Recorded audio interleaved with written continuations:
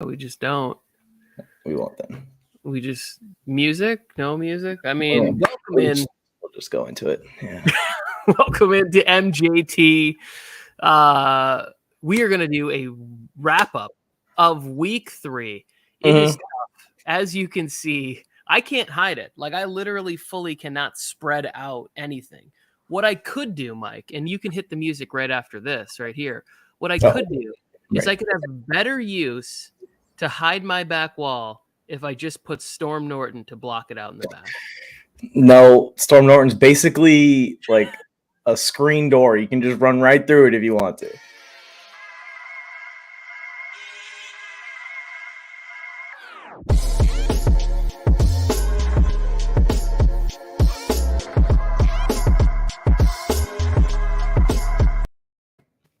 And he's on Herbert's blind side. There it is. We got putting the faith. I'm sure Storm is a lovely man, a great husband, had a child last year. I just am freaked out that he is going to be an offensive tackle for the Chargers for the rest of the year. We will get more into the Chargers game shortly. We're going to go through all of the games here. Please comment. Agreements, disagreements, whatever it is. We're just a couple of football fans having fun. We are minus Joe this week, but we should be back to the full capacity of MJT next week. Mike, do you have anything worthwhile to say before we get into week 3? Yeah, I'm ready to get into it. Super bummed Joe's not here. Best friend. Love it when he's at the show. It does seem a little bit of a conspiracy that he had a, pop-up work engagement all week long.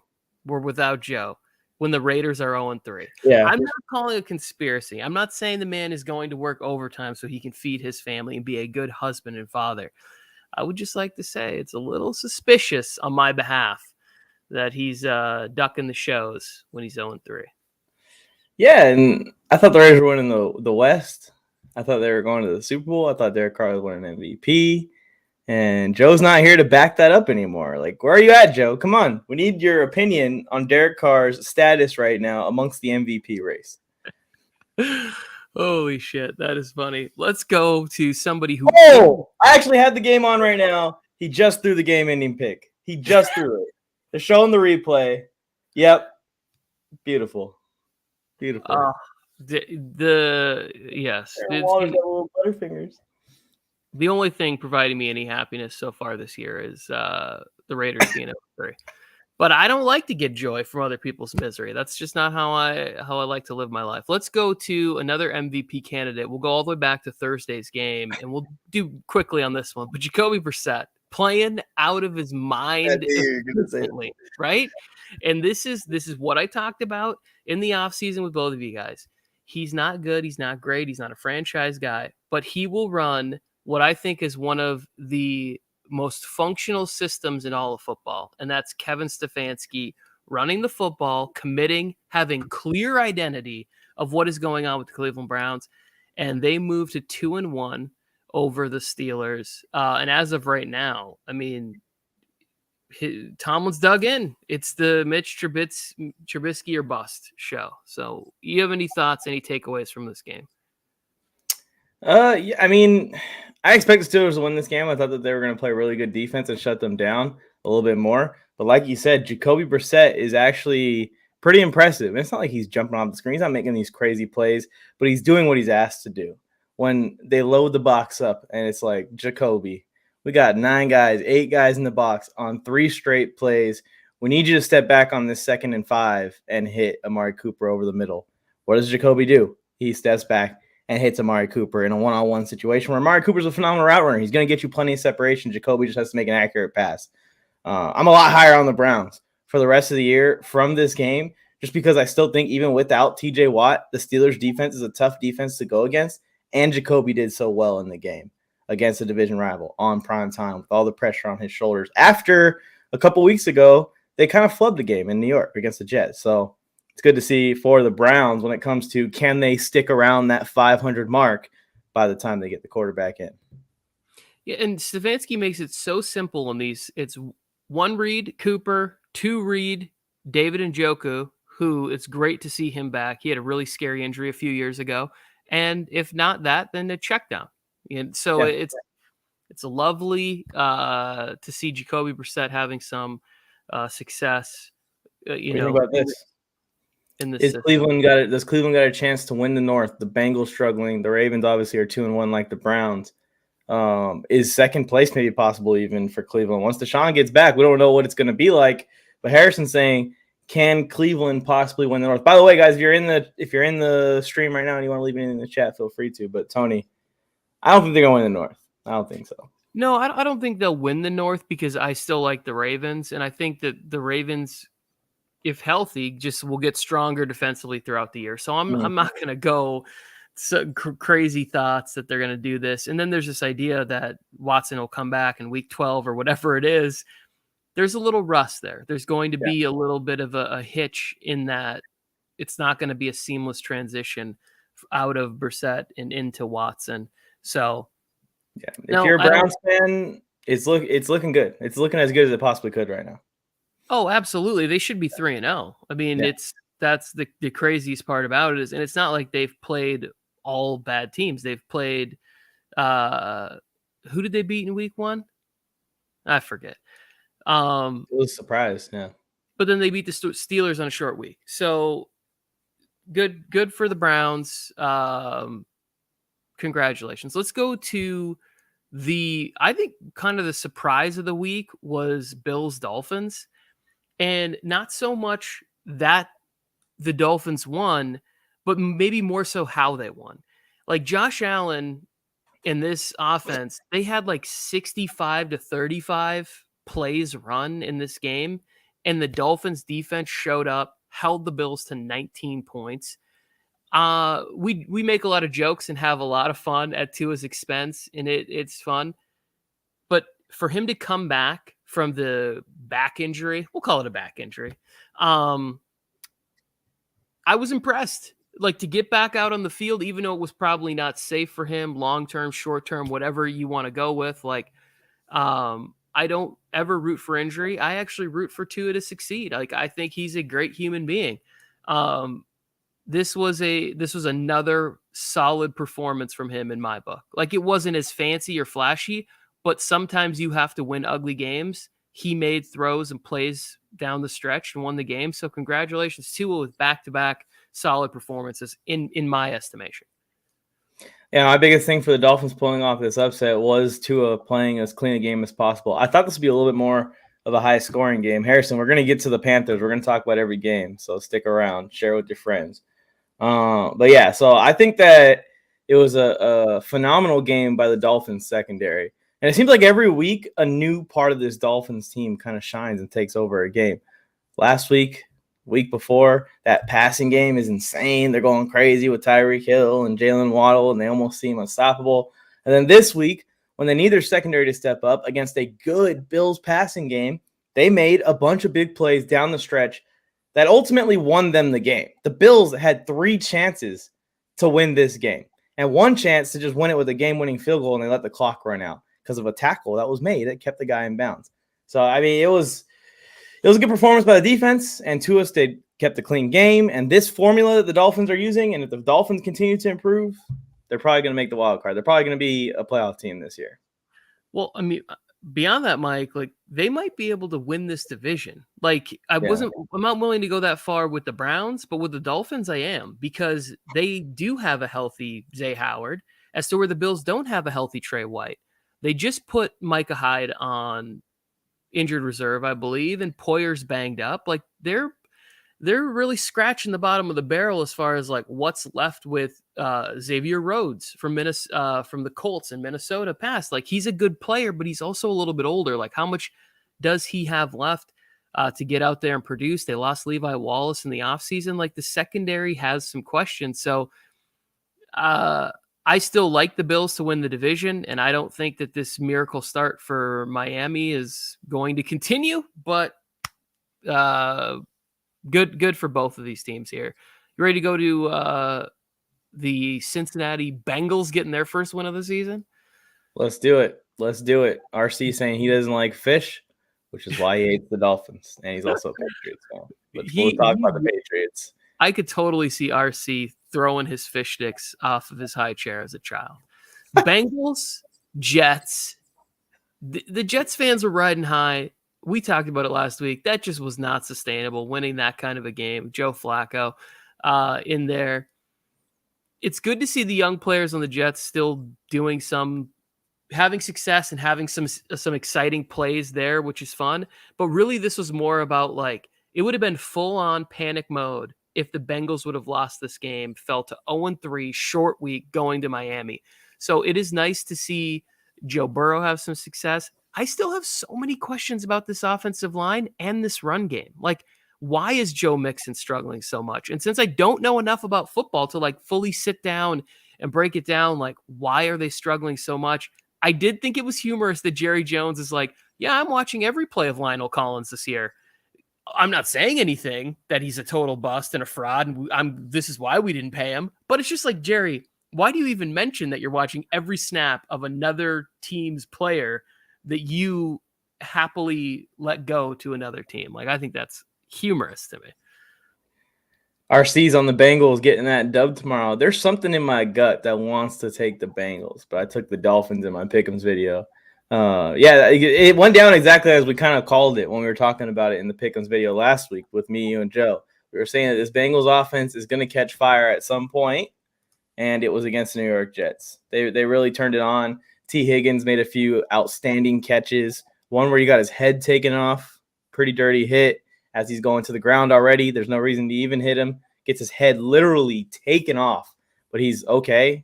Out of concussion protocol, going to play in this Thursday night football game. Jamar Chase made a few good catches. Him and Sauce Gardner were going at it. That was a lot of fun to watch. When I went back and watched the replay of that game, was just keeping a focus on those two. It seemed like every play they were going back and forth with each other.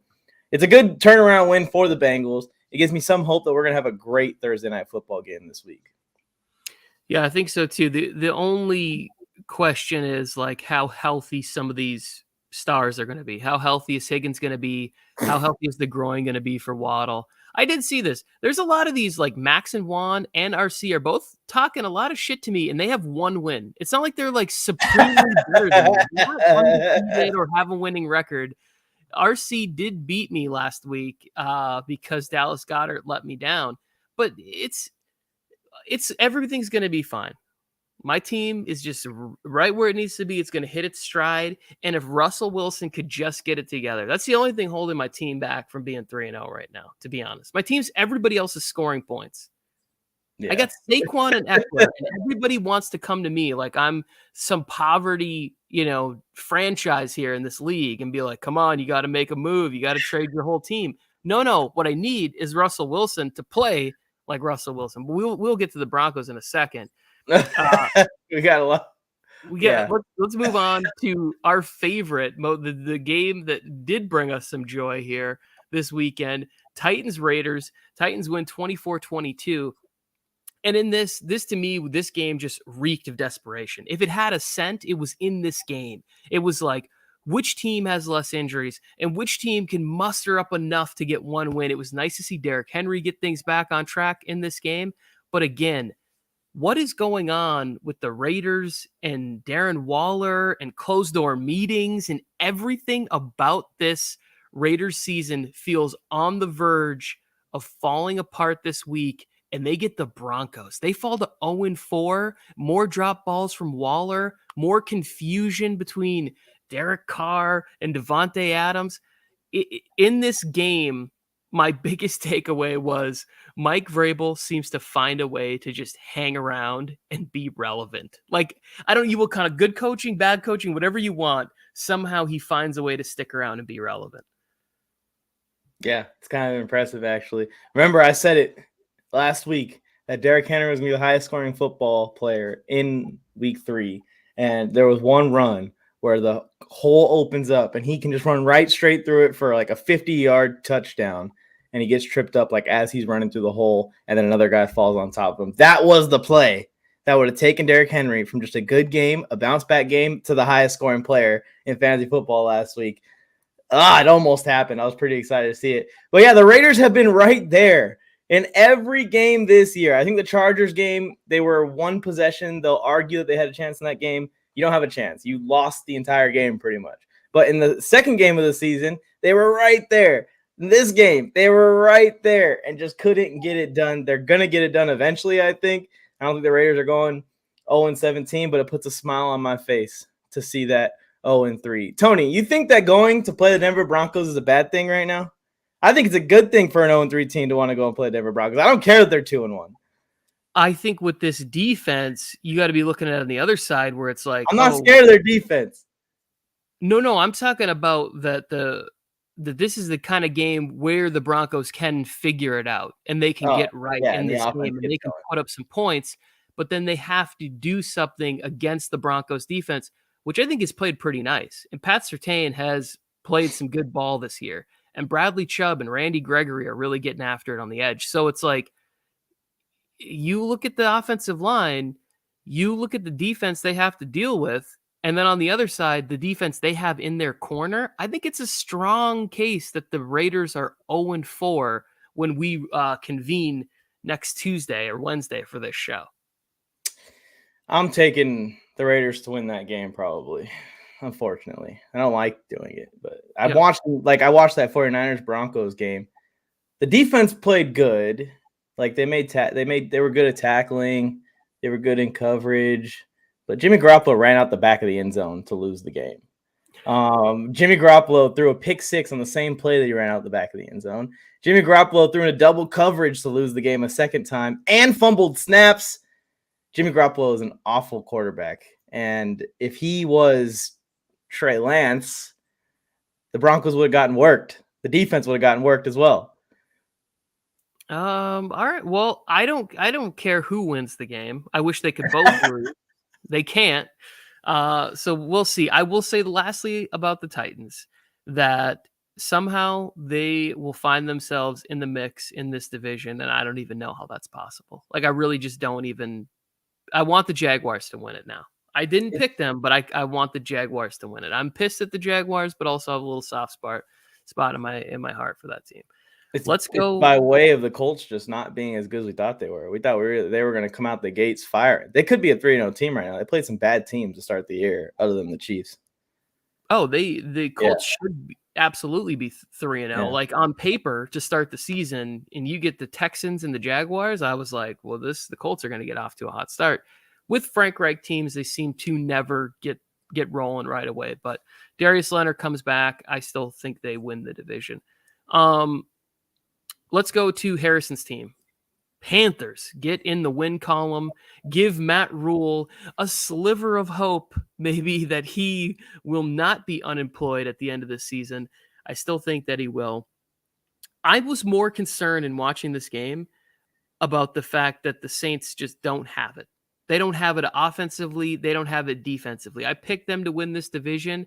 I now realize that was a foolish thing to do. I'm saying that right now. I should have picked the Bucs. It was dumb. The Saints are not winning this division. There's a good chance we could be seeing Andy Dalton this week in London, and for good reason. One, Winston is hurt, and two, he's back to just throwing the ball all over the place in scary situations. I think he has 5 interceptions, and when I watch the game, it could probably be like 8 or 9. Yeah, and the Saints are dealing with a ton of injuries on top of it. Not only is their offense out to an extremely slow start to open the year up, but they also are dealing with injuries to basically everybody, including their quarterback. So their season is very much right now derailed at this point, unless there's some kind of turnaround or a miracle Andy Dalton resurgence. The Panthers are going to piss me off all year. I can already tell. They're going to have these games where they win for no reason. They just come out and upset somebody. It's going to give me a loss in my picks. No, it is probably not going to take them very often. They're a team with a ton of young talent, no depth. The coaching is questionable and the quarterback is questionable. Yeah, I mean, last week, remember I said it was a team with a good defense that was just being held back by its quarterback. I'm out here, I'm watching DJ Moore be open on routes, not get the ball or get the ball overthrown, or it's getting there too late. It's not hitting the right step. I'm seeing whoever the Ish Smith or whoever their slot receiver is be heavily targeted in this game. honestly, my one hope for them is that the young players that I do enjoy watching, J.C. Horn, or even he's not really young, but that CMC stays healthy this year. And that to me is all that you can really hope for, in that they end up in a situation where they can get a quarterback. I still really feel like Ryan Tannehill is destined to be whatever the next coach comes in. They get a veteran journeyman quarterback to bridge maybe Matt Corral, maybe a new QB in the draft, depending on who the new coach is that comes in there. But congratulations to the Panthers. They're going to do this. They're going to win 6 games this year because the defense is good, but Baker will not play consistent enough football for this team to win a bunch of games. At least nothing I've seen indicates that so far. I took Arizona, Harrison. Probably picking the Panthers very much. Sorry, buddy. Yes. I have not looked at that game, but I am leaning towards the Cardinals. But they could win. The Panthers could win. Yes, look at the Cardinals. Like it's really like it's a coin flip. Ravens, Patriots. This was another game where end of the game I'm like, are they gonna do this again? Are they gonna blow another late lead, third quarter, fourth quarter? They hang on. Lamar Jackson is playing back to and beyond MVP level. There's still a lot of throws where I'm just like not quite, in that top 12 of passing quarterbacks, but what he is good at and what he's phenomenal at kind of upgrades his ability to be a passer. He's able to get single coverage because they have to have so many players in the box. And if you can get single coverage on Mark Andrews, you're going to win a lot of football games. It's good for them. The Ravens defense, though, a team that my entire life has been built on defense. Just they have Hall of Famers stacked up in the history of the team. And I look at it and I'm like, what is going on with the defense? Like it'll come together, but it is bad right now, in my opinion. And it's crazy because the talent and the athletes are there. Like they got a bunch of guys that fly around the football field. They got a bunch of defensive backs, and they got a couple really good linebackers. So I have faith that it's going to eventually turn around, and the defense hopefully is going to kick on at some point as they work together more. Marcus Williams is new. Kyle Hamilton is new, and those guys are playing a ton right now.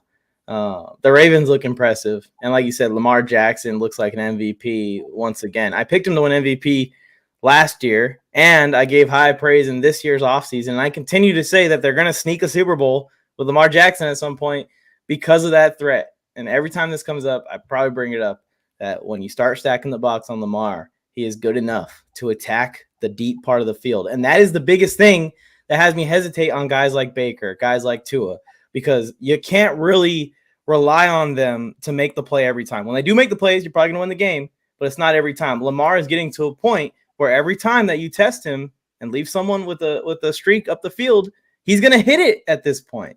And when that starts happening, you can't back off to stop those deep bombs to Rashad Bateman and Devin Duvernay and Mark Andrews because he's going to take off on you. You can't come up and press, and you can't come up and play aggressive run-stop defense because then he's going to throw over the top on you. And it's just going to lead to him racking up the stats and racking up the bill that the Ravens are going to have to pay at the end of this season.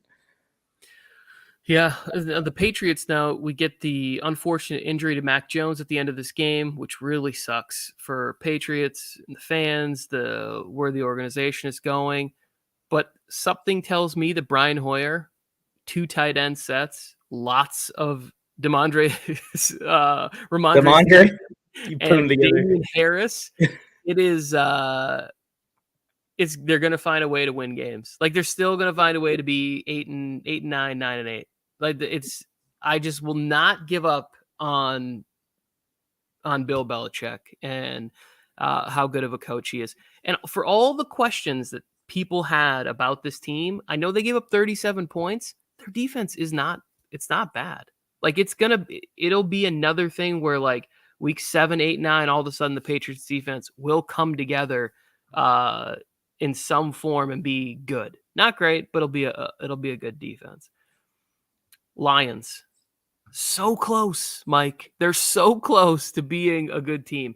They put up 24 points again. They don't reach the 30-point mark for the fourth week in a row, but they lose a late game to the Vikings here. I know Dan Campbell kind of took this one on his shoulders for coaching decisions that he made here, but I think it's better for the league and for us to get Kirk Cousins in the playoffs than it is to get Dan Campbell and the Lions in the playoffs this year.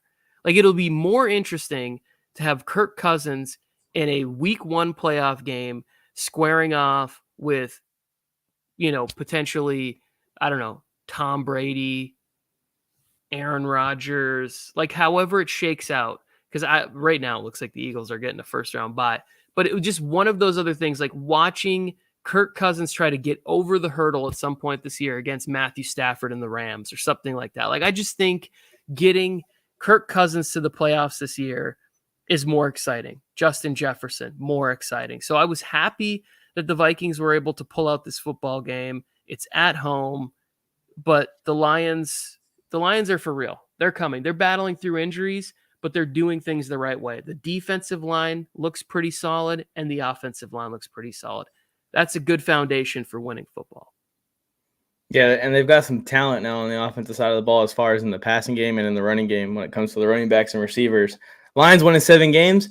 I don't know about 7. I think 6, 7 is fair, I guess. 6 or 7, somewhere in there. Maybe 8 at the most. I don't know about Joe's 10-game winning streak, and this is why. Because the Lions are still doing this thing where for 3 quarters, they're a great team. Maybe they're a freaking winning team, a 10-7 team.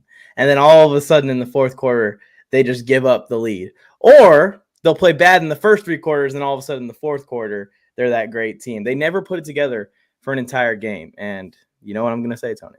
I look straight at the coaching staff when I start to see stuff like that happening, and you're seeing such inconsistency throughout the game and throughout the game plan. One side of the coin is making adjustments, and the other side probably isn't making adjustments. The Vikings pulled a rabbit out of their hat in this game. I think the Lions are on the right pace, like you said. They're a year away still. They're an offseason away, like a strong offseason, where they either get someone from the draft that they believe in as far as a quarterback, or they sign someone in free agency, and maybe an established head coach comes in and goes, I can take all this talent and we can actually push for this division now that Aaron Rodgers is not in it anymore. And the Lions come out on top in 2020, 2023 and 2024. This year, it's probably going to be a lot of this. Close losses. They're going to get a win every couple weeks, sneak one out, and get out of this season with hopes high, hopefully, for Lions fans and Detroit fans. Yeah. Because remember, also, they have Amon-Ra St. Brown, and he's the star right now as far as their receivers go, and everyone's talking about him. Jamison Williams is just healing, getting ready to explode onto the scene, hopefully, for them. And it really makes Amon-Ra even that much more valuable because you have somebody that you can run over the top and St. Brown underneath, little drag routes. It gives a lot more opportunity, and don't sleep on Amon-Ra because he can sneaky get down the field too. So you're adding talent there. I think that will start to shine a little bit more on the fact that Jared Goff probably is a fringe starter in the league, where it's like, hey, we might need to make that upgrade at some point there. The one thing that stands out to me is that, and I've known this for a long time at football, emotion can get you through a drive. It can get you through the end of something, right? And that's how Dan Campbell coaches. But preparation will get you to the promised land. Like the most well-prepared teams every year, X's and O's, clock management, everything. Those are the teams, special teams. Those are the teams that make it the furthest every year. And I don't necessarily see that from the Lions. Like I love preparation over emotion any day. I would love to see them turn it around next year because of their free agent acquisition after he was shockingly cut by his team, Derek Carr. It is an upgrade, question mark. Eagles, Commanders. What are you talking about? He's playing great. I think I understand what he's saying. There's a lot of he's making plays, but he's also he doesn't look like what Trayvon Walker looks like to me, or even some of the play that I've seen, and I haven't watched all the D-line play, but like second year guys, another Michigan guy, Kwity Paye, is taking that jump in year 2. But would you say horrendous would be the term to describe Aiden Hutchinson's first 3 games as? No, but Andreas is somebody who likes to speak in hyperbole. Like he's a passionate man, Andreas. What little I know about him, like he's not holding back. He's not here to mince words. Eagles rolled in this game. I know it's only technically a 2-score game, but it does not do justice that this game was only 24-8. This defense, I thought they were going to separate the hemispheres of Wentz's body at certain points in this game. That defensive line, the secondary, the Eagles are for real. Everything we thought about them, I'm starting to think that maybe 12 wins wasn't enough for this team. I said 12-5 winners in the NFC East. It's so impressive what's going on. I apologize to Nick Sirianni for all the jokes I made about him. It's looking really good for Philadelphia in the future of this team. Andres, I'm about to send you a video. Bet on this. Put something on this. Throw a Chargers jersey on the line for this one, Andres. I bet you I could find something.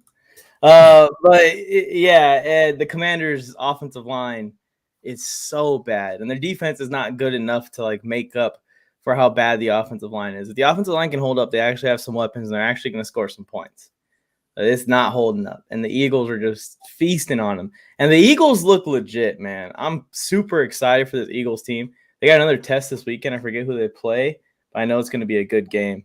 But yeah, it's gonna be a good year for the Eagles. And we had Nick Sirianni, or was it me and you, or was it me and Joe that had Nick Sirianni as coach of the year? I think it was me and you. Did I don't remember who I had as coach of the year. It's on my wall. That was good. Nick Sirianni, coach of the year. Andres, bet a jersey on it then. That I can't find a single play where Aiden Hutchinson beat a tackle. Come on. Yeah, it's lastly on this game, and then we're going to help out Mr. Chris Thompson here. He's got some fantasy conversation. We'll hit that up. But I just want to say, I think Ron Rivera is going to be out of a job at the end of the year. It's not shaping up well. It's not. And Carson Wentz probably be out of job again as well. My team is Hurts, Eckler, Fournette, Debo, Amon-Ra, Waller, and Pierce. I'm 3-0. I just accepted a trade. I get Barkley and Deontay Johnson and Josh Jacobs, but I give up Eckler, Debo, and Pierce. So you're 3-0, Chris. And you decided to trade the core of your team away? Yeah, so let's look at this. Barkley upgrade over Eckler. You wouldn't have thought that at the beginning of the season, but the usage, Mike, you have to go with the usage on this one. And Eckler is in a 3-person committee because for some reason we're trying to save him for the end of the season while we're 1-2, which is clearly a terrible business model for winning games. We'll get more into that nuts and bolts on YouTube. Go subscribe that and join us for our show on Friday. Deontay Johnson, I think at some point Kenny Pickett takes over, and it's not an upgrade, but it's not a huge downgrade. The part where you lose me on this trade is you give up Dameon Pierce, who had 20 carries last week. You think that number's going down? I don't think it's going down. So you upgraded with the Barkley scenario, but the other 2 spots, in my opinion, not a big upgrade. I know Pierce in negative game script might struggle a little bit, but I still think watching him at Florida, he has the ability to catch the ball, and he will be used in garbage time dump offs. You're also expecting Rex Burkhead to stay healthy for the whole year. I don't necessarily know if that's the case because I don't think it's ever happened before.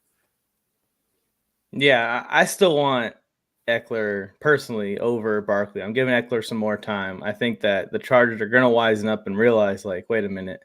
We won all those games early in the year because Eckler was going nuts. We won in Cleveland because Eckler was going crazy. So I think that Eckler is going to turn it around. He's going to start getting involved in the pass game as well when it comes to, we don't have an offensive line anymore and we have to get the ball out quickly. And I still, knock on wood, don't want it to happen. I still kind of avoid Barkley because of the injuries. But that's just my personal thing. And I, like you said, I think Debo to Deontay is a slight downgrade, and I think that Pierce to Jacobs is a downgrade as well. I like Debo better than Deontay Johnson. but it's not that much. Here's the thing with Saquon Barkley. In this trade, Chris, you could have got somebody who could finish as the number one back in fantasy this year. There is no question, like Gary Brightwell or whoever the backup is there, like Barkley stays healthy and gives you 15, 16, 17 healthy games this year. You could have just got the number one back in fantasy. Pass catching utilization, running. So from that standpoint, you got the best player for fantasy in this trade, the person that's going to get the most touches. I personally like Dameon Pierce a little bit more than you like, according to the comments that I'm seeing here. So best of luck, man. It's a winner. Get the guys you want. That's it. I really should not be giving people advice. I have a couple teams that are absolutely garbage. Starting lineup is a 10-man PPR. JT, Javonte, Keenan Allen, Waddle, and Deontay Johnson with Palmer, Conklin, Dobbins on the bench. What's your advice? I don't really have much advice here. You have to just hold on to JT unless you're like 0-3 and you're getting desperate already. Yeah, I think with this one, it's like it's patience, right? You're hoping to get Keenan back. I think JT and Javonte Williams both have a lot, nice future here. Conklin is a surprising tight end, and also you have Dobbins, who's going to be back, more and more involved in this offense. So like I think I'm preaching patience here. If somebody's dumb enough to maybe make some sort of a move on like a struggling Kyler or something like that, take a shot at an upside QB upgrade over Matthew Stafford. But that would be the only spot that I would look at. Oh, we got the Juancast in here. This Juancast right here has been trying to trade me all his garbage. Like he's 3-0, 1-2. Get out of here with your trash trades. This is turning into a fantasy football show. It is. All right. We're supposed to be going over the games here. Let's go recap the Raiders game again. I'm watching it again. Also, I just started the replay. Can't get enough. I don't even remember where oh yeah, Colts Chiefs. This one also brought a little joy to my heart watching how this game unfolded. And Mike, I know you watched this game in detail. We spoke about it privately, and I'll let you get into that. It's the Colts that it's like, again, another team. It's ugly, but they find ways to win games. I think the outcome will be different at the end of the year with Matt Ryan, as opposed to what we saw at the end of last year with Carson Wentz. They got to get Shaquille Leonard healthy. He's got to get on the field and get back out there and continue to dominate. But this team, healthy, I think has enough to still win the AFC South. Yeah, I think so as well. I think the defense, like you said, is going to turn around as they get their guys back. They started off the year with a bunch of injuries, and even though like Kenny Moore and them have been playing, they've been playing banged up. They did what you should do against the Chiefs. They did what we did against the Chiefs. They lined up. They came with aggressive pass rush, got after Patrick Mahomes, and pushed the wide receivers and Travis Kelce around all game. And they just made it hard on them. Because they know that they can't just get destroyed by Tyreek Hill way down the field anymore. They said, we're okay with Mahomes making some flashy plays. We're okay with Mahomes being Mahomes. We're going to limit them when they get into the red zone. We're going to make every single play hard on them. And it paid off at the end of the game. You get to the end of the game, the Chiefs are reeling, and you get a pick because now they're a little bit desperate, and now they're trying to throw at Kelce into coverage. Perfectly played by the Colts. This was a trap game. I should have taken the Colts to win this game. I had like a little sneaky gut feeling that the Colts were somehow going to gut this one out, but I had to give the Chiefs respect after, the first couple weeks and the way that they started defensively more than anything. The offense now has been held under 20 points in week 2 and week 3. Let's see what happens in week 4 where they play a really good defense in Tampa. Yeah. Juan says, does it worry me that I can't trust the Colts against the Jags? I can't trust them in Duval County, but late in the year, whenever they play next, the game's in Indianapolis. So, yeah, I mean, the Jaguars are better, faster than I thought they would be. And if I had any stones at all, last year, I said in year 2, Trevor Lawrence was going to make the playoffs, right? I thought the Urban Meyer experience was going to work a lot better. I was really big on that front, but they have a legit shot. They do. They have a good chance to win. I'm still going to lean Colts based on veteran and talent. And I don't think that there's like a huge coaching discrepancy. Like I think Doug Peterson's a good coach. I think Frank Reich's a good coach. So like I'm going to go with Matt Ryan to continue to evolve in this and figure it out. We also finally got to see them using Jelani Woods. You draft a 6'9" tight end, like feel free to go ahead and look for him in the red zone. That's like, throwing alley-oops to him in the end zone. So yeah, we're getting clowned on by all these fans because of our loss to the Jaguars with half of our team. But just don't worry here, Raiders and Broncos fans. Your day's coming. Week 8 and 9, the Jaguars play the Broncos and Raiders consecutive weeks. It's going to be a fun watch. Well, hopefully the Jags are still healthy and they run. Biggest thing. J-Rob. Yeah. Muddle. Let's go to Texans Bears. I'm going to go right here. And this is the humble pie, eat that crow segment of the week. Crow, crow, crow. I wish we had sound effect for this one. The Bears are 2-1. I don't understand it. I have to pick between the Bears and the Giants this week. Like nobody, like let me watch local CSUN football over anything that has to do with this game.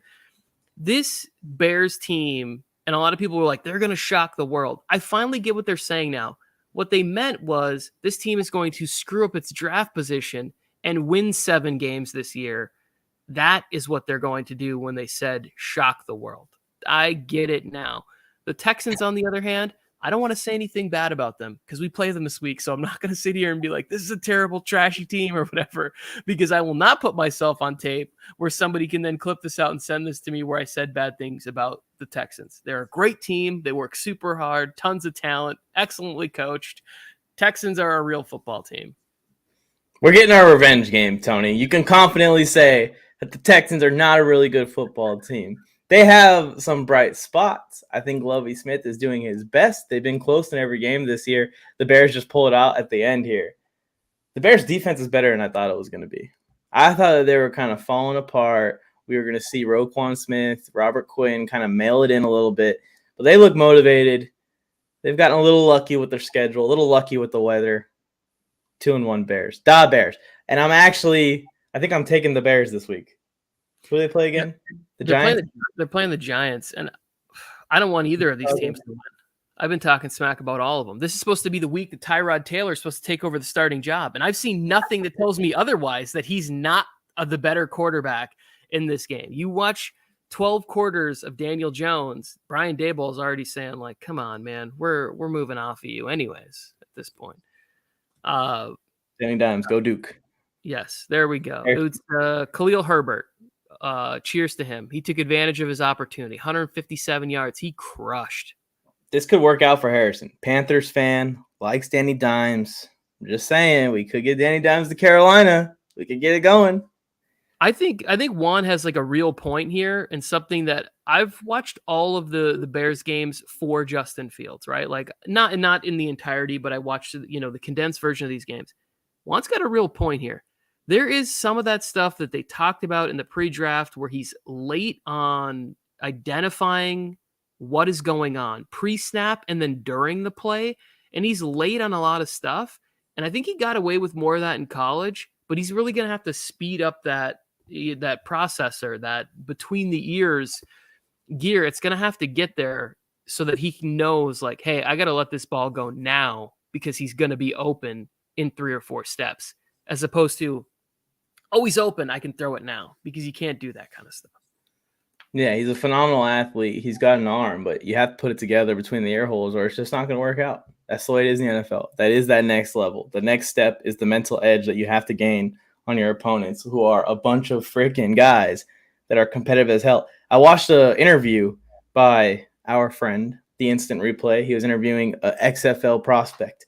And the way this guy was talking is like I was talking to one of the most competitive people in the NFL, and he is just an NFL like practice squad level player. So Fields has to get it between the ear holes before we'll start to see it all come together for him. And I agree with the sentiment that right now Fields is looking like the worst out of his class. Yeah. It used to, like a couple of weeks ago, I was thinking to myself, why aren't they throwing the ball more? But now I think they're not throwing the ball more for a reason. Mm-hmm. Like, can we talk about this, by the way, Tony? I think that the David Montgomery fantasy hope that I've had in my dynasty league is officially stamped, sealed. Yeah, there was we Yeah. talked about this during our mock drafts and stuff. They came out and said there was reports that Khalil was the better fit for the offense and the scheme that Luke Getsy wanted to run. And I think that Khalil Herbert might have sealed it this past week, saying like, hey, even when Monty's healthy, this should be 60-40 in favor of Khalil Herbert. Like the dude has legit ability, and I don't think you can pass that up, especially because Eberflus has shown I'm going to compete to the bitter end, and I'm going to win as many games as I can. And now I had them down for 2 or 3 wins. It's looking like it could be 7 of the ugliest wins I've ever watched. I'm with you. Ready to go to the next one?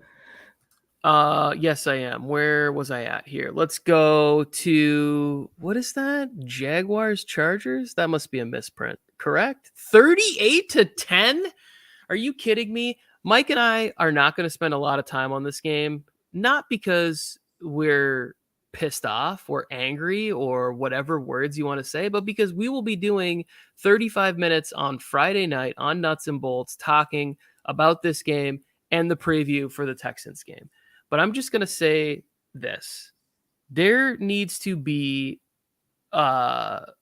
some process in this game where you go, I'm either committing to the run and I'm going to protect my rib cartilage of my star QB, or I'm not going to play him and I'm going to go a completely different direction. But you can't just put him out there, run whatever that garbage was of an offense that we have behind that, and not use our running backs and bring in Sony Michel in the passing game when he's the least. I can't form coherent sentences about what I watched in this game offensively, and then some of the defensive calls late in the game. Mike, I know, is incensed about some of the coaching decisions that are taking place in this game. Yeah, and I'm not going to go into it. I've been mad, I've been sad, I've been back and forth between those emotions over the last couple of days. There is good news for the Chargers. There is good news for Brandon Staley. There is good news for Joe Lombardi. There is good news for this entire thing that could be going south right now. This train could have turned around and gone the other direction. There is great news for all of you. We are in week 3 of a 17-game season. Look at the problems. Identify the problems. We don't have to be perfect, but we can at least work towards solving the clear problems that NFL fans see. It's not even necessary that me and you have the answer to these problems, but all we do know is that something needs to change. The offense needs to change. Something needs to change. We cannot go out in Houston and even win 24-21. We have to show that we have looked at the problems and we have taken strides. We have taken action at fixing them. What's wrong with them? We got Keenan Allen back this week. I know the O-line's going to be beat up, but let's put a better game plan together and let's go out there and let's show that we still have, a top 10, top 15, top 5 maybe level offense on this football team with Justin Herbert at the helm. Yeah. And we're going to get to Joker's question. It looks like maybe we skipped this or I missed it in there. I just want to say this about the Jags briefly. People gave them a hard time about Christian Kirk, and we all made jokes about that. It worked out. He's a good football player, and you need to have good football players, and sometimes maybe you got to pay more. Also in the draft, they were right. Trayvon Walker looks really good, really strong, explosive, plays the run, can get after the quarterback. And then Devin Lloyd. You go get these players. You play in a division where you need to stop Derrick Henry and a coach that no matter who's back there wants to run the football, and Jonathan Taylor's only in year 3. So you go get linebackers. They go get Aluakon. They draft Devin Lloyd. I think they got another good they drafted another linebacker who's not even playing. But if Muma. Yes, Muma. I always want to call him Doman, but Doman was the undersized. I wanted him. They have drafted well. They put together a good team. If the secondary comes together, Jaguars could be a fun watch and a tough team to play by the end of this season. We ran into a buzzsaw a little bit. Our team was really banged up. I was saying it with, I think, David also, or maybe it was you. They could not practice together this week. There was no way. With all the recovery going on, with all the injuries, all the problems, I don't know if the team that took the field on Sunday ran a single rep together as a team in practice all week. And the Jaguars are good. It's time to say that they are good. They may not be the best team in the league, but when they put together a good game plan and when they execute it the way they did against us, they're going to score 38 points and they're going to shut a team down because they got the defense and they got the offense. Fourth and one, you can't have 5 defensive backs on the field. It's just it's like those little things like that where you look out there. And I'm at home, I'm standing in my living room going, what are we doing? What's going on here? Why are all these DBs on the field on 4th and 1? Oh, there it goes. Gash, 51 yards, game over. And even if it was a mistake, what is the learning point for Staley there? If I line up in that situation again, I should probably call timeout. It's important down. I want Ronaldo Hill throwing, just having a T-shirt cannon full of red flags, firing them onto the field. What's going on? Challenge. Coach Staley, I'm challenging you right now. What are you doing? Fuck. All right. Andres is you didn't answer his question still. I would Claypool or Burks. I would keep Burks because of the upside. That's it. Claypool only, I think, has a lot of value in 2 scenarios. 1, there's an injury, and 2, Kenny Pickett comes in and they just spread it out and start slinging it. And I don't think either of those are things that I want to hope for. I think Treylon Burks, you pick him in the first round, each week he's going to be more involved in the offense, in my estimation. I'm keeping the upside of the guy who should clearly be the number 1 wide receiver by the end of the year. I think Claypool would have to get through Pickens to be number 1. He'd have to get through Deontay Johnson. And I'm talking about injuries, not even out playing, but have injuries. Yeah. And then on top of that, you also have to deal with Pat Freiermuth. It's literally Robert Woods, Akine Westbrook, Austin Hooper. The path to Treylon Burks and fantasy success, to me, is a lot clearer than Chase Claypool. So I would just take the upside play because you're not going to start either one of these players. And I think Claypool's a good receiver. I just want to put that out before I pick Burks as well. Like he said, he's got to get through a lot to even get it. And what the Steelers are realizing very quickly in this season is that George Pickens can do all the downfield work that Chase Claypool does to open up Deontay Johnson underneath, and can do it better and can do a lot more when it comes to all the underneath stuff that they ask him to do. Claypool's going to be fine. He's going to have a long career in the NFL because every team needs that down the field threat. He just got unlucky that the Steelers found a steal in the draft in George Pickens at where they got him. And they found a guy that is just as good of a jump ball guy as Chase Claypool, but a better route runner, maybe a little bit better mentality as well. Wait, Pickens better mentality? Yeah, I mean, as far as being a dog and going after people. Chase Claypool is out here freaking celebrating after first downs when they got the clock running down from 10 seconds. He's borderline insane. I enjoy it. Pickens is throwing people around like an animal. Yeah, it doesn't seem like a long career, but it seems like a fun one, and I'm here. We got 5 games, and we got about 7 minutes to hit our goal. Rams, Cardinals. Rams win this game. Rams continue to not be impressive to me. I don't know what it is. It's not there. Some team finally held them under 90 yards, held Cooper Kupp under 90 yards in a game, and it was the Cardinals. And I would have never guessed that because the Cardinals defense is not good. I thought that the Rams were going to put up a lot more points in this game. They did not do that. The Kyler experience, if you're not running and you're not throwing touchdown passes, I'm not fully sure what's going on. I did not watch this game very closely, and I did not watch this one back in the condensed version because it just seemed like a snooze fest to me. Just from the highlights, I was like, Kyler Murray, 0 touchdown passes, ran for 3 yards. I'm not interested in watching that. Matthew Stafford missing. He's not even missing. Allen Robinson. What a miss by me in fantasy football. What a humongous miss. He might get passed by Ben Skoranek at some point in this offense. And it breaks my freaking heart because Allen Robinson is super talented, but it's not working out there. Yeah, and Ben Skoranek looked bad last year. He was a guy when I went to camp and I went to all this stuff before the season started. I was like, he's probably going to get cut. And here he is laying out J.J. Watt out there on the field this last weekend and making some plays and putting some stuff on tape that might warrant some more playing time for him. Yeah, it's interesting because the Rams, they win the game, but they still have concerns.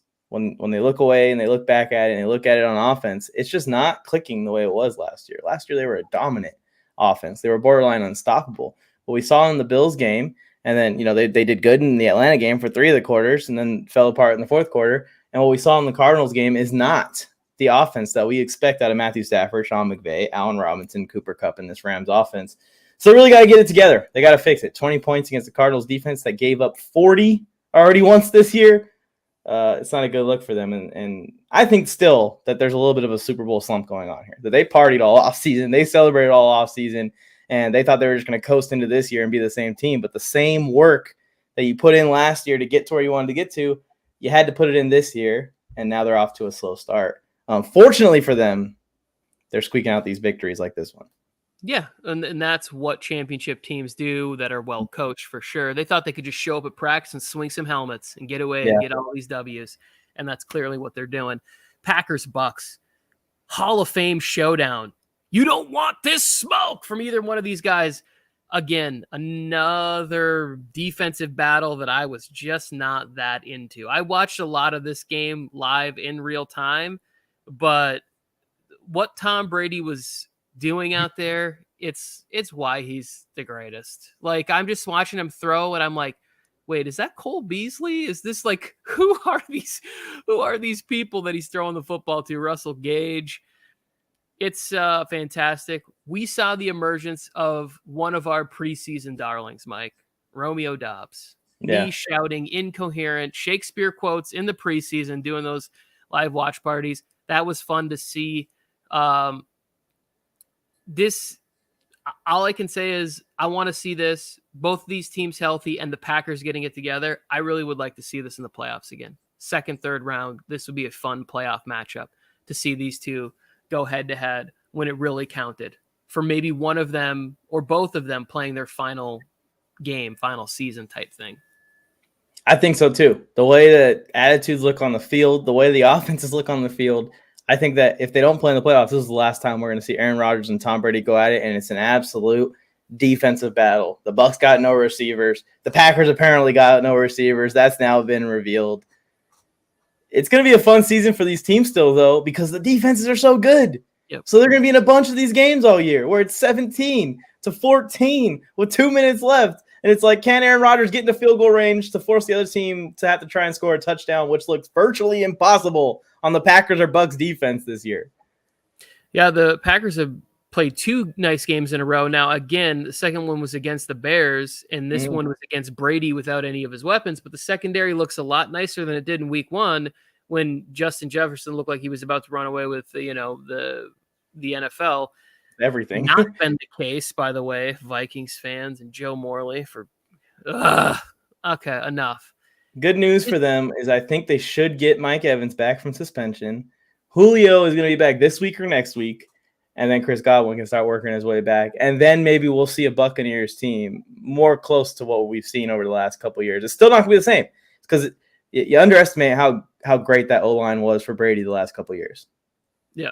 And here's the next thing to just put a crown on the greatness of Tom Brady.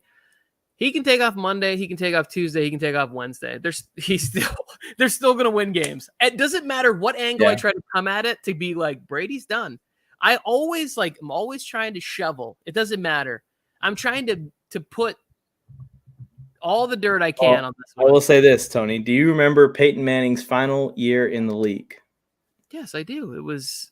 How'd that go down? Paint the picture for me. Close your eyes and put Tom Brady in the same spot.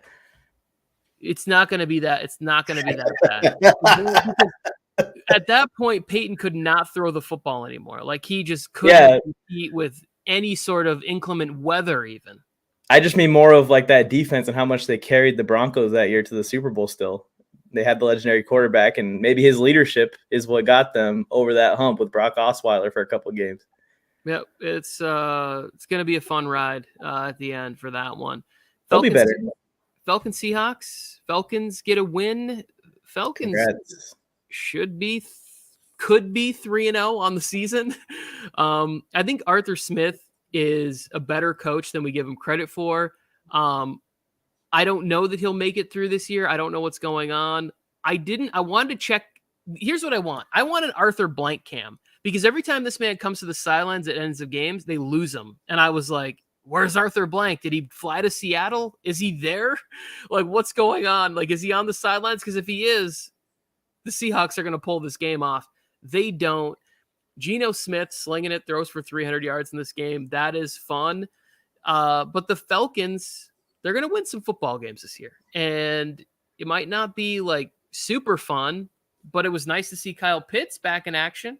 You know, Drake London gets another score this week, and your boy C-Pat continuing to ball, which is continuing to C-Pat. You say, yeah, the Broncos defense 2015 was in another league than the Bucs. Yeah, the Bucs definitely would have to reach another level of defense. They started off the year showing that the defense is shutting, like, not just beating teams, shutting them down to almost nothing. There's a lot more work to do down the stretch of the season when you start to play actually good playoff teams like the Broncos ran through that year. But yeah, we were talking about Arthur Smith. Yeah. Arthur Smith, impressive. Yeah, I agree with you. I think what he's doing with this offense, you know, other than the Kyle Pitts scenario, and maybe he's using Kyle Pitts as a decoy to open up everything else that's working for Cordero Patterson this year again, like it was last year. He's just making it work with the guys that he's got, and he doesn't really have a bunch of guys on the defense side of the ball or a bunch of proven guys on the offensive side of the ball, or even a great quarterback, in my opinion.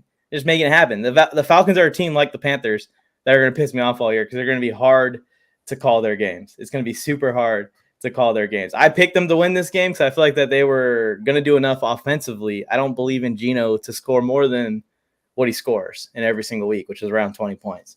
That's why I went with the Falcons. And sure enough, Falcons offense puts up 27, gets it done. I think that they've put up over 24 or 27 or somewhere in that range every game this year, even though that they haven't been winning. Geno could be effective with a really good defense, right? Like Geno, if you have a good defense, it'll be there. The Seahawks do not have a good defense. And that is the issue. If you're going to ask him to win you late games and shoot out, throw the ball 40 times, it's going to be a long season for you. Broncos 49ers. Yeah. Jesus. So bad. In the preseason, if you told me that this was going to be the week 3 primetime game, I would have been like, I'm right there. Went and got my, jolly, cheesy popcorn. Going to watch the whole game every second. I found myself like wandering over to the DVD shelf. That's right. I still watch DVDs. Just be like, what? Could I throw something else on and just have this game playing on my phone in the background? Do I really need to be watching whatever this is? I'll say the one nice thing that I did see in this game was that Russ started to use his legs a little bit. So if you're a Broncos fan and you're like, hey, we're going to allow a little bit more of the off schedule stuff. I'm not going to lie. I was rooting for the Broncos to lose. I wanted Jimmy G to pull off a miracle. I was pretty sure it wasn't going to happen. That's why he was almost forced out of town. But if you're a Broncos fan, allowing Russell to be off schedule is your road to success. It's not this 3-step, 5-step, 7-step out drops. Like, it's just not going to look like it did with Aaron Rodgers. And it's the faster Nathaniel Hackett realizes that, the sooner the Broncos will start having some offensive success consistently. And this is why I'm low on the Broncos, because I don't think their defense is going to be able to do this against good offenses. Like, they'll be able to slow offenses down. Maybe they'll hold offenses to a controllable score. But if the Denver offense can't score more than 14 points, they are not going to finish the season with a winning record like they have right now. They shouldn't have a winning record right now. Their offense has been so bad in games. We're talking about 10 punts in this game that they won by 1 point because Jimmy Garoppolo stepped out of the back of the end zone for a safety like an idiot. I don't usually call players idiots. I don't call them trash. I don't usually do that. But that was one of the worst quarterback performances that I've seen, especially on prime time ever. Like, it was just awful. Because even when he stepped back to throw, he was throwing into double coverage, throwing it down the field, overthrowing guys. It was hard to watch. And the Denver defense deserves some credit. And I think that the Denver defense is good. I think it's legit. But I don't think that they're going to win games, even with them being that good, when they have to go against an offense like what they faced this week. It felt like the Raiders aren't even clicking either offensively. It felt like validation for Shanahan shooting the shot at Trey Lance and trading away all those picks. It was really just like, oh, why would you do this? Jimmy G could get your team here. He can get you there. No. It's not Jimmy G. It's defense. It's running game. It's everything else. And when you need that thing that separates you, that X factor, that signal caller, that special player that'll do things that other people can't. It's not Jimmy. And that's the issue. Whereas like the 49ers are going to be competitive. They're going to win 10 games with Jimmy G. They just will. And it's going to be more about the defense. And Jimmy will have some good games here and there. That was not one of them. It was. And I'll say this too. On top of all of it, the Niners still could have won the game if Trent Williams didn't get hurt. That's another thing. Because Bradley Chubb just started to freaking feast at the end of that game once Trent Williams came out the game. Pat Surtain's already an elite corner. Pat Surtain is a phenomenal corner already. He's on his way to being one of the league's best. And we've talked about it because he has the skill set and he has the body build. And it's rare in a corner. Usually those guys end up playing receiver when they're kids. And Randy Gregory is getting Bradley Chubb to finally come around. Yeah, that's the biggest thing. Randy Gregory just distracting blockers away from Chubb. Yeah, so the Denver defense, it looked really good, especially the secondary. We'll see how that works against Devontae Adams, Darren Waller, Hunter Renfrow. Let's do this last game really quick, Cowboys, Giants, and then we can answer some of these fantasy questions in the chat. We really appreciate everybody coming through. This has been a great show, and it's been phenomenal in there. I just want to say this about the Cowboys.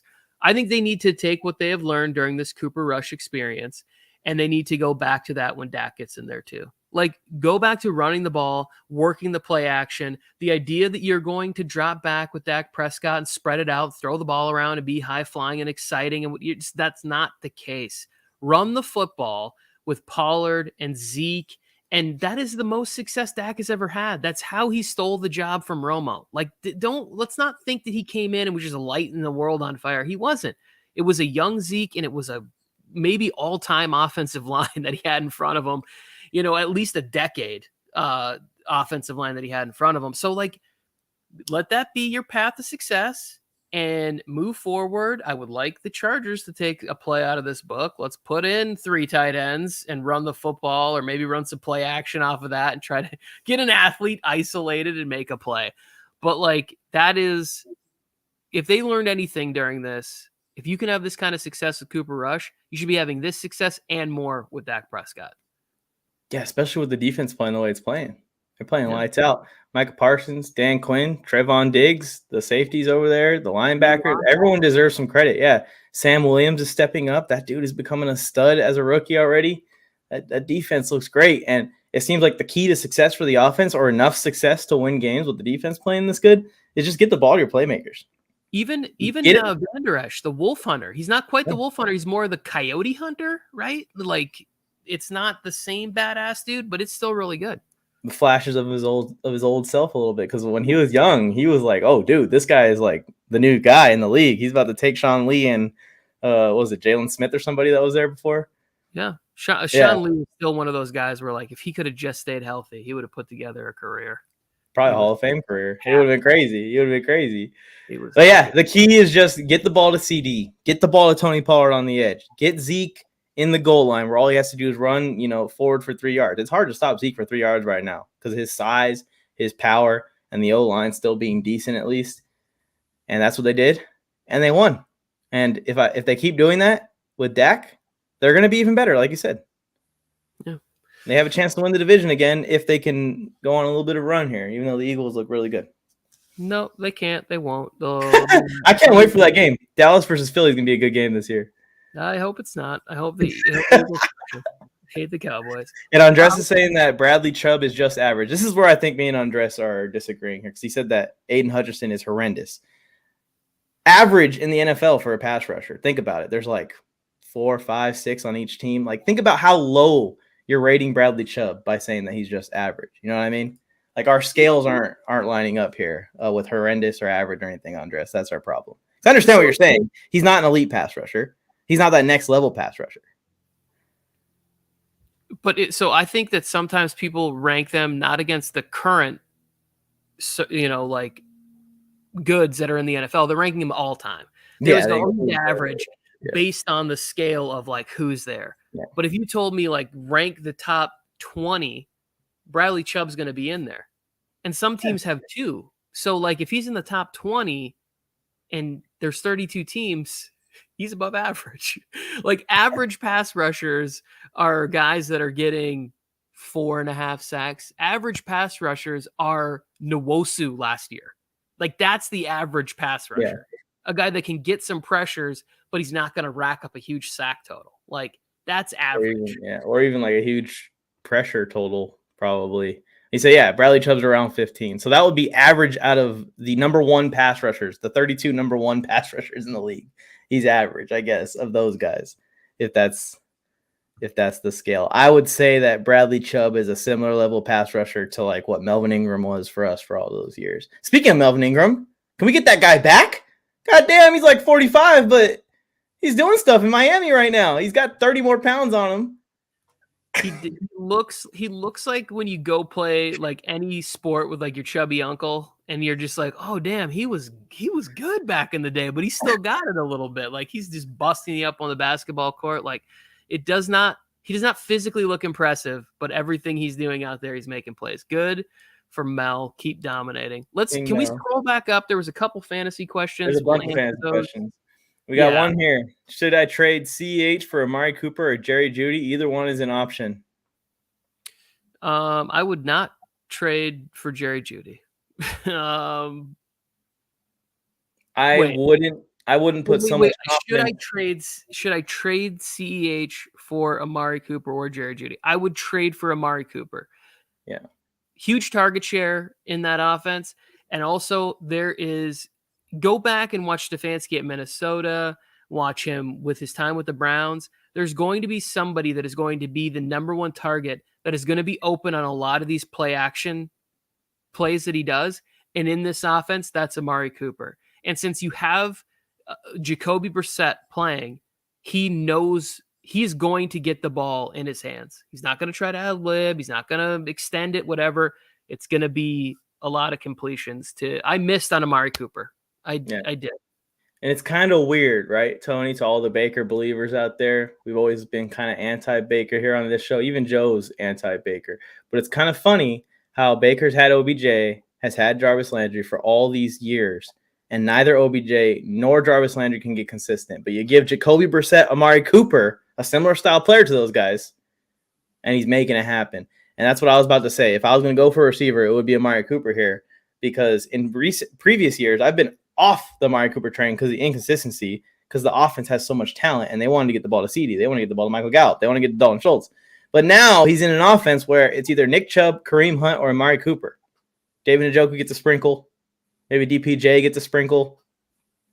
Other than that, David Bell's in the lineup. Amari Cooper can consistently be the guy that you want him to be in your fantasy lineup. Very good wide receiver 2 this year. Flex, rotation guy, matchup play. Just keep an eye on how Jacoby's playing, though. It could turn. Could turn at any moment.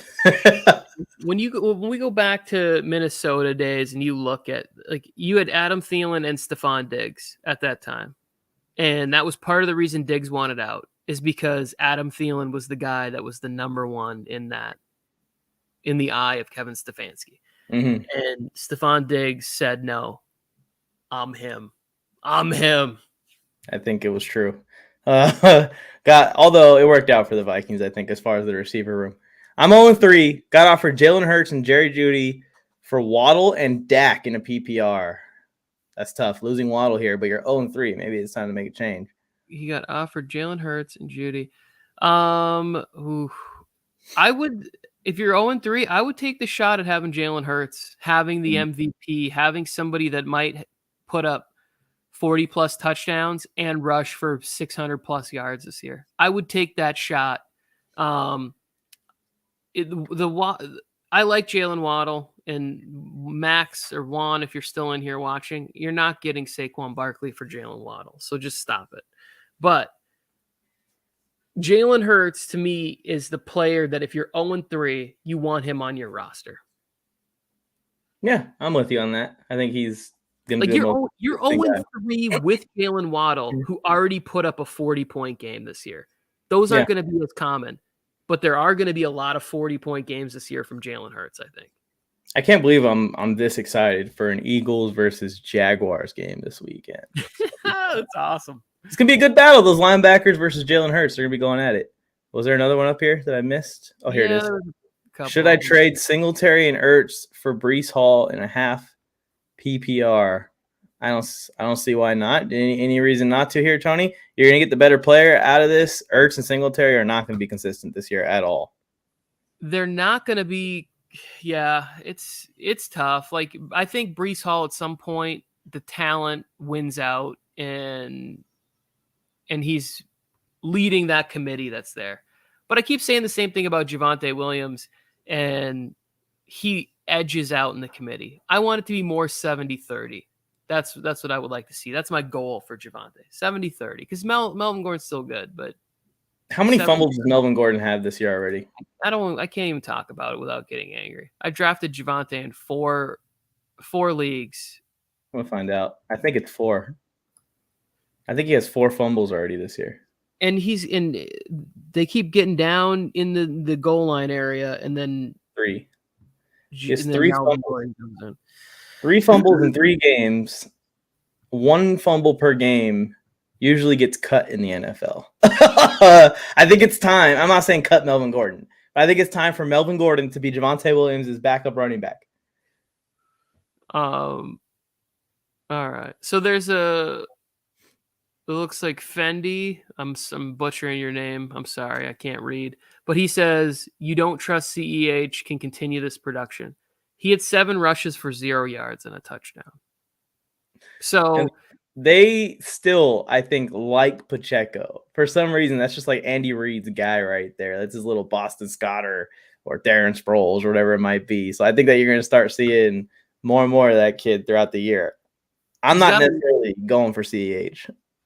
He's got a little Brian Westbrook in him, for sure. There you go. Yeah. Keep him rolling. Keep the names listing. Yeah. So it's the CEH thing. It definitely could be something that is nice. And CEH is a nice player to get in return of a trade. Like you're giving up CEH for Amari Cooper. I just think Amari Cooper is going to give you more consistent value eventually than CEH will at some point this season. Like for a stretch. And look at your roster, see what you need and where you need them at. 2 RB spots, Tony, and the running backs are Kareem Hunt, Chase Edmonds, Dobbins, Penny, and Herbert, and 1 wide receiver spot with Bateman or DJ Moore. As far as running backs go, and 1 flex. There's a lot of options here. You got to get Herbert in your lineup. Kareem Hunt. Would you go Kareem Hunt? Yeah. Edmonds had a good game. Yeah, Edmonds did have a good game, but I think that's going to rotate back and forth. The Bengals defense has been pretty nice this year. Dobbins, how many carries? I didn't check in on Dobbins because I don't have him in any leagues. I don't know how. Yeah. 7 carries, 20 or 33 yards, I think. Yeah, I would be curious as to know how many snaps he played and did he get out of that without any soreness? That's the other thing is you got to check with Dobbins. If not, he's a high ceiling play, I think, this week. If you want to play safe, I'd give it 1 more week, see what happens. I do not think that this team has done a lot of winning this year. PPR, 2 RB spots, 1 wide receiver, and a flex. I would probably put this out as Hunt. Oh, shit. Yeah, Herbert, Hunt, and then you have to play 1 wide receiver.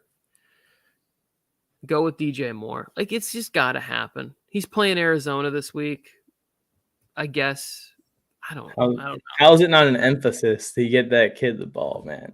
Trade him if you don't want him. Trade him, Carolina. Get rid of all of them. Trade CMC. Trade DJ Moore. Trade Brian Burns. Trade them all if you're going to do this. And ruin my favorite players in your team.